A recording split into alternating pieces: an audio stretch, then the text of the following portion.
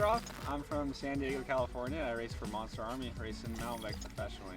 Yeah, I raced downhill for over 10 years. I did a handful of years racing World Cups overseas, and it was awesome. I kind of achieved what I set out to and had a lot of fun doing it. And during COVID, a lot of the downhill races were getting shut down, and the enduro races were still able to be held and stuff. So we started doing the enduro stuff just to stay fit, stay sharp, and kind of keep the sponsors happy and whatnot. And yeah, somewhere in the middle, I just kind of fell in love with that format style of racing and the long days and riding a lot on your bike a lot more than you are on downhill, and I fell in love with it. So yeah, that's kind of what stuck to me.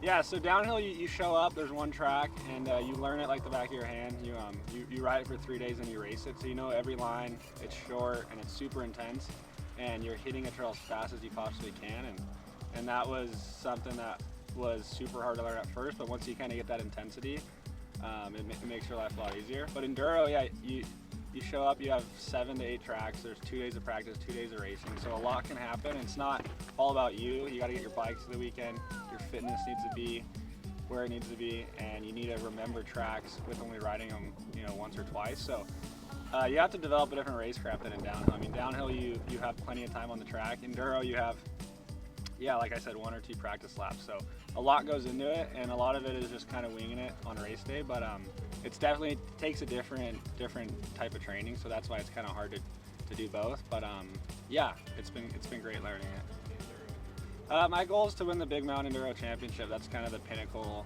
national series we have here in the States. And on top of that, we'll be heading over to Europe later this year to dabble in some of the Enduro World Cups overseas. So the goal is to do well there and just kind of pick up where I left off last year. So.